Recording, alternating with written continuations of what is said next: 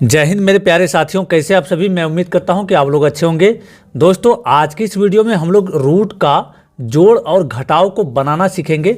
बहुत ही आसान तरीके से अलग अलग एग्जाम्पल के द्वारा आपको समझाया जाएगा कि आखिर रूट का जोड़ किस तरीके से और घटाव किस तरीके से बनाया जाता है। ठीक है, यहाँ पर नीचे में आपका घटाव का एग्जाम्पल लिया गया है और घटाव को भी बहुत ही अच्छे तरीके से आपको बताया जाएगा। तो इसलिए आपसे रिक्वेस्ट है कि इस वीडियो में शुरू से लेकर के लास्ट तक जरूर अच्छे से बने रहिएगा ताकि आपको एक एक चीज़ समझ में आ जाए। ठीक है, तो चलिए वीडियो स्टार्ट करते हैं।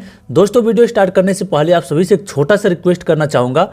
अगर यदि अभी तक आप चैनल को सब्सक्राइब नहीं किए हैं, नीचे सब्सक्राइब का बटन दिया हुआ उसे दबा के जरूर सब्सक्राइब कर लीजिए और बेल आइकन को जरूर प्रेस कर लीजिएगा। ठीक है, और वीडियो अगर पसंद आता है तो वीडियो को लाइक जरूर कर लीजिएगा। तो चलिए वीडियो स्टार्ट करते हैं। देखिए, यहाँ पर टोटल मिलाकर के जोड़ में आपको 4 एग्जाम्पल लिया गया है और इन्हीं चारों एग्जाम्पल को अगर यदि आप समझ लेते हैं तो मैं दावे के साथ कह सकता हूं कि आपको रूट के जोड़ में या घटाव में कोई भी दिक्कत नहीं होगी। ठीक है, तो चलिए 1 नंबर का एग्जाम्पल को समझते हैं।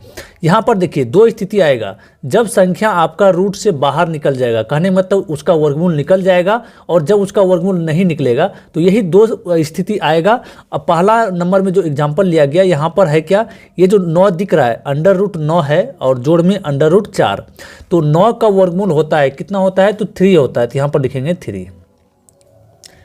ठीक है, और प्लस का चिन्ह है तो प्लस का चिन्ह दे दिए। उसके बाद √4 है ना, √4 है तो 4 का जो वर्गमूल होता है वो कितना होता है, 2 होता है, आप सभी जानते हैं। तो इसको तो बहुत आसानी से बना लिए हम लोग, निकाल लिए। अब देखिए इन दोनों को क्या करेंगे, जोड़ देंगे। ठीक है, रूट से बाहर निकल गया तो क्या करना है, जोड़ देना है। तो यहाँ पर 3 है और ये 2, 3 और 2 मिलकर क्या होगा, 5 होगा। तो इस सवाल का जो आंसर आया कितना आया, वो हम लोग का 5 बन गया। तो ये तो पहला स्थिति हो गया कि जब रूट से बाहर निकल गया। जब रूट से बाहर नहीं निकलेगा तो उस स्थिति में क्या करेंगे। यहाँ पर देखिए क्या है, रूट अंडर में 27 है और रूट अंडर में क्या है, 25 है। तो सबसे पहली बात आपको यहाँ पर देख करके चलना है कि 27 का वर्गमूल होता है या नहीं, या फिर 75 का वर्गमूल होता है या नहीं। देखिए 27 का वर्गमूल नहीं निकाला जा सकता है और ना ही 75 का वर्गमूल निकाला जा सकता है। तो उसके लिए हम लोग क्या करेंगे, थोड़ा सा इसमें से टेक्निक लगाएंगे। क्या टेक्निक अपनाएंगे, देखिए कोई ऐसा छोटी संख्या सोचेंगे जो कि वो संख्या पूर्ण वर्ग भी हो, यानी कि जिसका वर्गमूल निकाला जा सकता है, और वो संख्या इसको पूरी तरह से विभाजित कर दे। तो अगर यदि इसमें सोचते हैं, देखिए 9 का पहाड़ा में 27 आ जाता है, कितने बार में, 3 बार में। तो 9 का जो वर्गमूल निकाला जा सकता है। ठीक है, तो इसलिए यहाँ पर 9 ले रहे हैं। तो यहाँ पर लिखेंगे क्या, 9 गुना में क्या, 3, 9 तिहाई क्या हो जाएगा, 27 हो जाएगा। और यह जो 9 है, 9 का वर्गमूल हम लोग निकाल सकते हैं आसानी से। ठीक है, आप थोड़ा सा इसको जब प्रैक्टिस कर लेंगे तो आपको अच्छे से समझ में आने लगेगा। ठीक है, तो आपको अभी करना क्या, बस इस वीडियो को धैर्यपूर्वक देख लेना है पूरा, तभी आप जा करके समझ सकते हैं। चलिए, अब उसके बाद प्लस का चिन्ह है तो यहाँ पर प्लस का चिन्ह दे दीजिए। अब देखिए यहाँ 75 है। अब ऐसा कुछ दिमाग लगाएंगे कि ये 75 जो है किसके पहाड़ा में आ जाएगा, और वो संख्या पूरा का पूरा पूर्ण वर्ग संख्या हो, मतलब जिसका वर्गमूल निकाला जा सकता है। तो यहाँ पर देखने से पता चल जाएगा 25 के पहाड़े में 3 बार, 25 के पहाड़े में 3 बार जो है ये 75 आ जाएगा। तो यहाँ पर इसको लिख सकते हैं 75 को क्या, 25 गुने में 3, इस तरीके से हम लोग लिख सकते हैं। ठीक है, अब देखिए यहाँ पर 9 का वर्गमूल निकल सकता है। तो इस 9 का वर्गमूल कितना होता है, 3 होता है। तो 3 आ जाएगा रूट के बाहर, और यह जो 3 अंदर में बचा हुआ, इसका वर्गमूल नहीं निकाला जा सकता है। तो ये क्या होगा, रूट के अंदर ही रहेगा। 3√3, उसके बाद प्लस का चिन्ह है तो प्लस का चिन्ह दे दिए। उसके बाद देखिए 25 का वर्गमूल कितना होता है, तो 25 का वर्गमूल होता है 5। तो यहाँ पर लिखेंगे 5, और ये 3 का वर्गमूल नहीं होता है तो ये अंडर रूट में ही रहेगा 3। ठीक है, अब क्या करते हैं हम लोग, थोड़ा सा शॉर्ट करके इसको बना लेते हैं। देखिए रूट में जो संख्या है दोनों तरफ, प्लस के पहले भी और प्लस के बाद भी, दोनों तरफ समान है। जब रूट में संख्या समान रहेगा तो बाहर वाली संख्या क्या होता है, आपस में जुड़ जाता है। तो यहाँ पर 3 है और यहाँ 5 है, 3 और 5 मिलकर क्या हो जाएगा, 8 हो जाएगा। यहाँ पर √3 और यहाँ भी √3, दोनों समान है। तो क्या करेंगे, एक बार √3 यहाँ पर लिखेंगे तो हम लोग का जो आंसर होगा यही हम लोग का आंसर हो जाएगा। ठीक है, समझ गए आप। चलिए अब तीसरा नंबर सवाल को बनाते हैं। इसको भी उसी तरीके से बनाएंगे। देखिए √8 प्लस में √12 है। तो क्या करेंगे, देखिए 8 का वर्गमूल नहीं निकाला जा सकता है, तो इसमें भी सोचना है कोई ऐसा पूर्ण वर्ग संख्या जो कि 8 को विभाजित कर दे। तो यहाँ पर 4 का पहाड़ा 2 बार पढ़ेंगे तो क्या होगा, 8 हो जाएगा, मतलब 4 का वर्गमूल निकल जाएगा।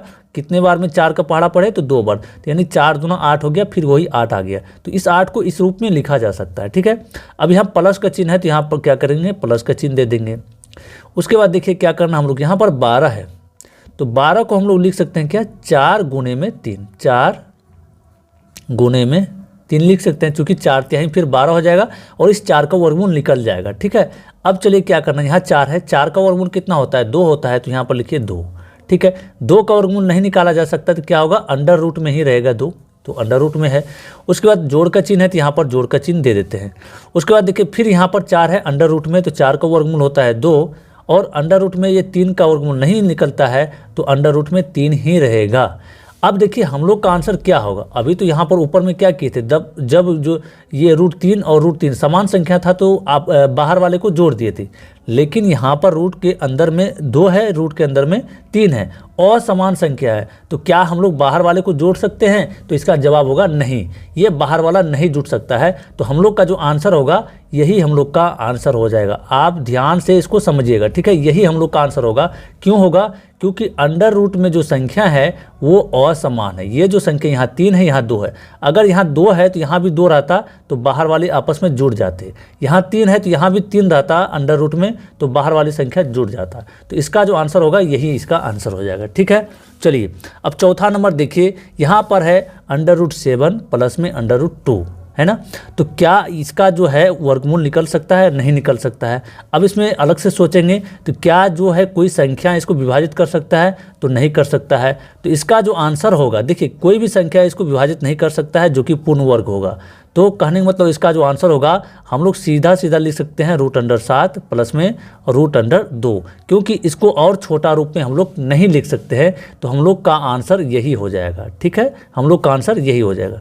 चलिए ये तो रूट का जोड़ हो गया, अब घटाव के सीखते हैं। तो घटाव को सीखने के लिए कोई अलग से नियम नहीं है, बस आपको क्या करना है, जैसा रूट का जोड़ में किए थे, यहाँ पर जोड़ का चिन्ह था तो जोड़ देते थे, इसमें क्या करना है, यहाँ पर घटाव का चिन्ह है तो क्या करना है, हम लोग को घटाव कर लेना है, मतलब माइनस कर लेना है। तो यहाँ पर पहला नंबर का जो सवाल है ये अंडर रूट में 25 है और घटाव में अंडर रूट में 16 है। तो 25 का वर्गमूल होता है कितना, 5, आप सभी जानते हैं। तो यहाँ पर 25 का वर्गमूल सबसे पहले लिखेंगे 5, घटाव का चिन्ह है तो घटाव का चिन्ह दे देते हैं। ठीक है, यहाँ पर अंडर रूट में 16 है तो 16 का वर्गमूल कितना होता है, 4 होता है, तो 4 लिखेंगे।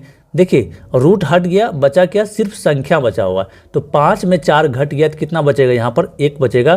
तो हम लोग का जो आंसर होगा क्या होगा, 1 हो जाएगा।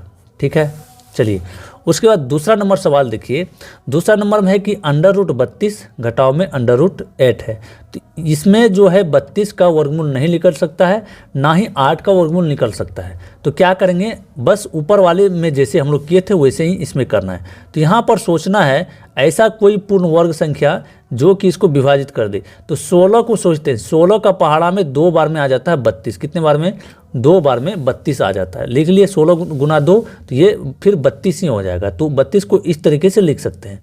घटाव का चिन्ह है तो यहाँ पर देंगे घटाव का चिन्ह।